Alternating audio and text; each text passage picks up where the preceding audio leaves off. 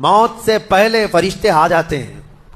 چاہے تم اچھے آدمی ہو, بیٹھے ہوئے ہو, تم کو بھی اگر موت آنی ہے تو تم پہلے فرشتوں کو دیکھنے لگ جاؤ گے, لیکن بتا نہیں سکتے کسی کو. موت سے تھوڑی دیر پہلے فرشتے قریب آ جاتے ہیں.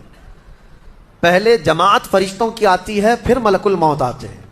ملک الموت ان فرشتوں کے بیچ آتے ہیں. جیسے ہی یہ مرنے والا آدمی ملک الموت کو دیکھ لیتا ہے, پھر اس کے جسم میں کپ کپی طاری ہو جاتی ہے, اور ایسی کپ کپی طاری ہوتی ہے کہ کبھی پیشاب نکل جاتا ہے, کبھی پخانہ نکل جاتا ہے. اکثر دیکھنا مرنے والوں کی نجاست نکل جاتی ہے. ملک الموت کو وہ بہت قریب سے دیکھتا ہے, اور ان کی دو شکلیں ہیں.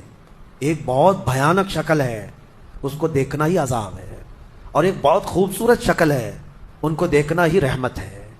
وہ نیک بندوں کی روح نکالنے کے لیے جب جاتے ہیں تو خوبصورت شکل میں جاتے ہیں, اور جب گنہگاروں کی روح نکالنے جاتے ہیں تو بھیانک شکل میں جاتے ہیں.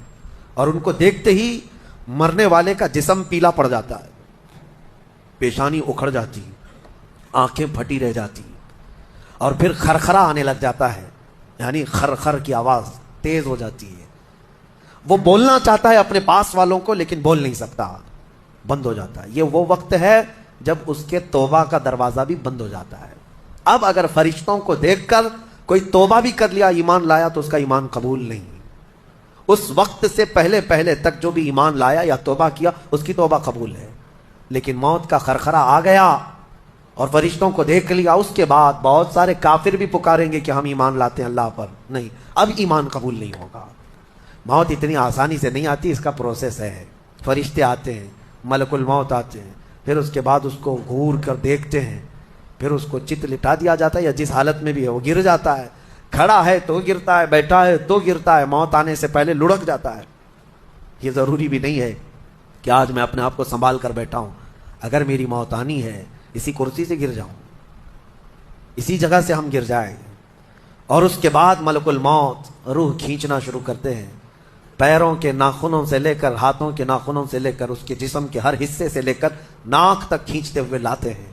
اور اس کے بعد جب پوری روح نکل جاتی ہے, وہ لے کر کے چلتے رہتے ہیں, اور مردہ ان کو جاتے ہوئے دیکھتا رہتا ہے.